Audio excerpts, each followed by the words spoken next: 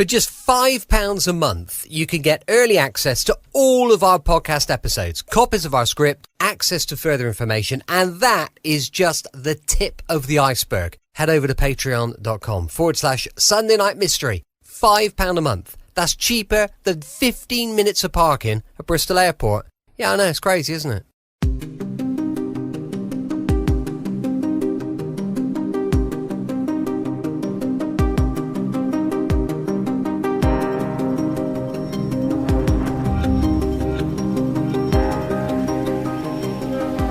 Welcome to another episode of Sunday Night Mystery, where we delve into the chilling subjects of unsolved mysteries and perplexing enigmas.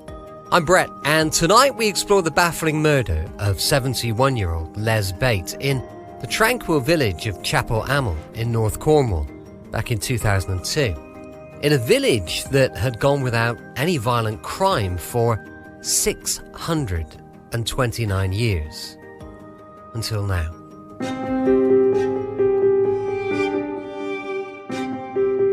Les Bate's death is still shrouded in mystery, remaining unsolved to this day, leaving his family searching for answers for over 2 decades.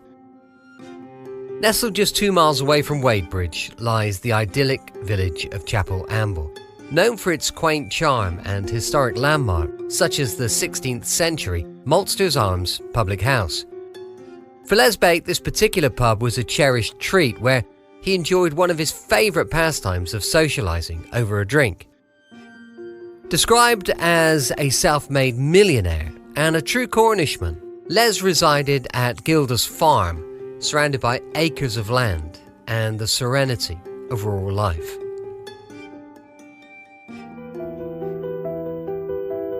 In 2000, Les's wife passed away, and following this, Les was trying to piece his life together and learn how to live alone and do things by himself.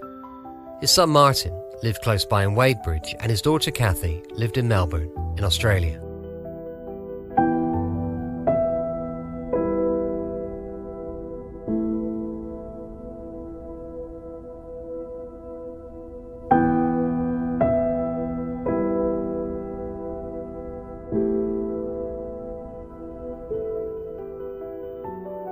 It's been suggested that Les could have an abrupt manner, something that sometimes caused friction with people he met.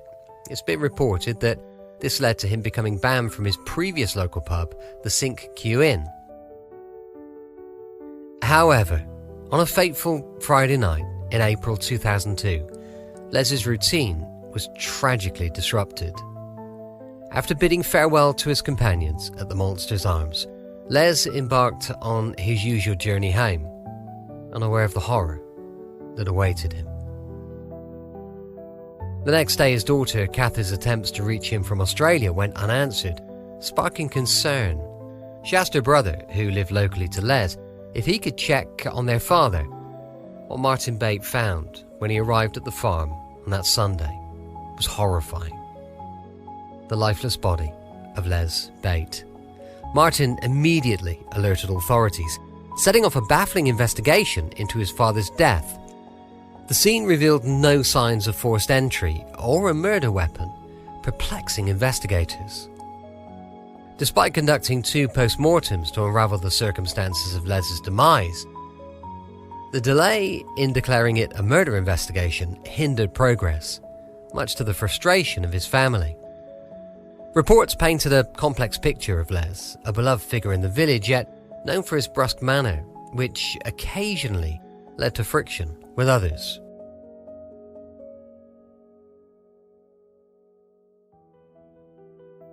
Speculation arose about the motive behind the murder, with robbery emerging as a possible cause.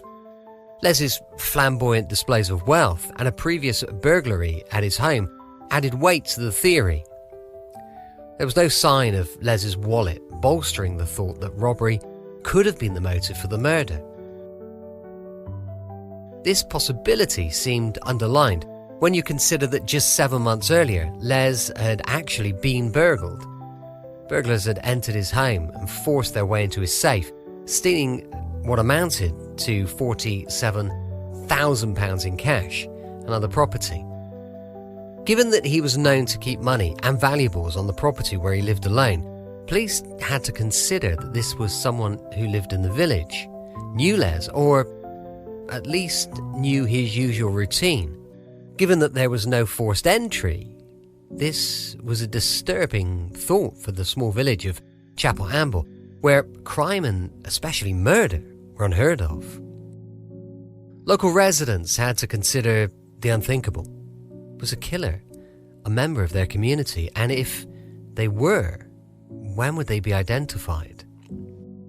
An inquest took place a decade after the murder, revealing that Les had been the victim of a sustained beating which had prompted a fatal blockage of a coronary artery.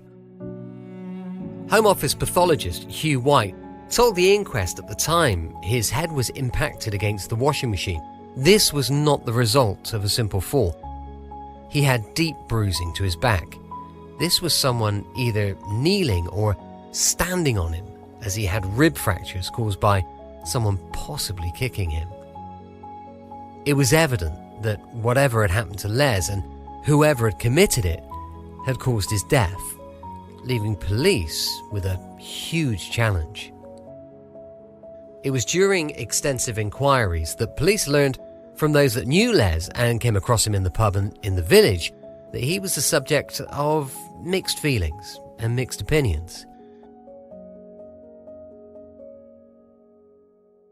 Despite comprehensive investigations and appeals for information, the case remained unsolved, leaving both Les's family and the community grappling with disbelief and uncertainty. But what was the motive behind Les Bate's murder? Robbery seems plausible given Les's history of being burgled 7 months earlier. However, despite indications that his wallet was missing, the absence of forced entry suggests the killer may have known Les or his routine, possibly implying a more personal motive. And who had access to Les's property without forcing entry? The fact that there were no signs of forced entry raises suspicions about whether the killer had a key or was let in willingly by Les. Did someone close to him or someone familiar with his property commit the crime?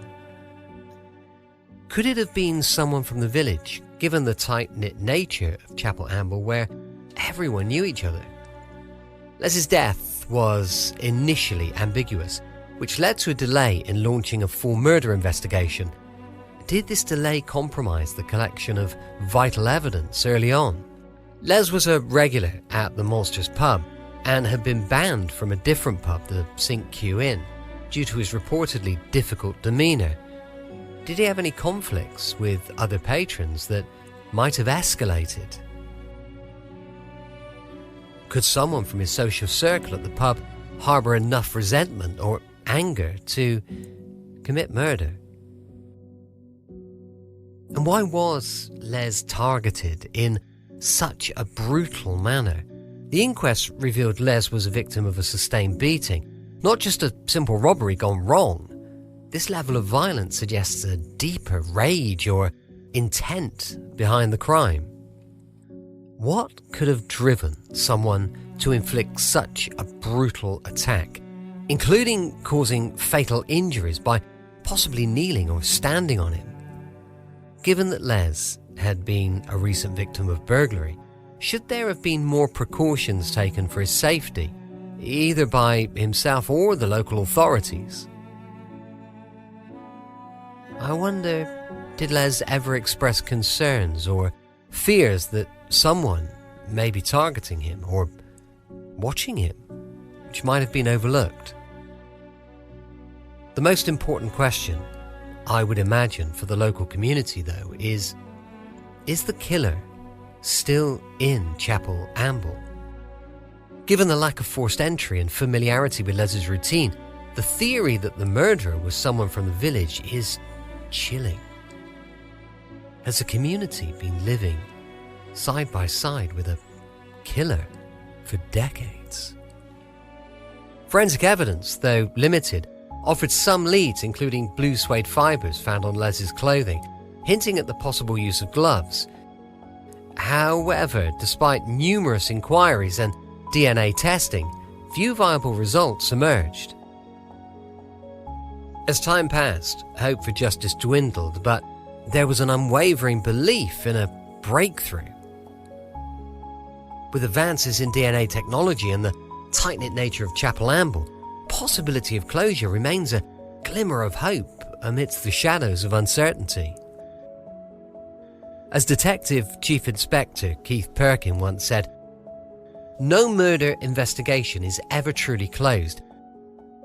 Les Bate's tragic death serves as a poignant reminder of the lingering questions and the quest for justice that endures in the heart of Chapel Amble." Because time, like a merciless predator, marches on, leaving behind shattered dreams and broken promises.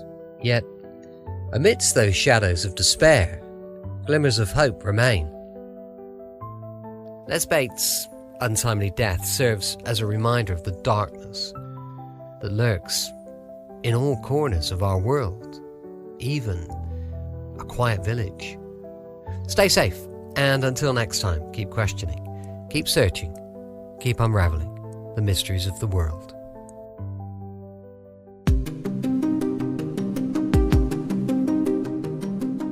Join us next time as we delve into another chilling mystery that continues to confound investigators and haunt communities. Until then, stay vigilant and never forget those who've been lost to the shadows. Until next week, stay safe. Remember, the truth may be hidden, but as long as we keep the investigation alive, it's never truly lost. I'm Brett, and I'll see you next time on Sunday Night Mystery.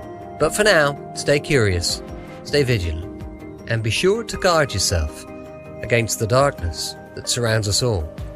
I'll see you next week on Sunday Night Mystery.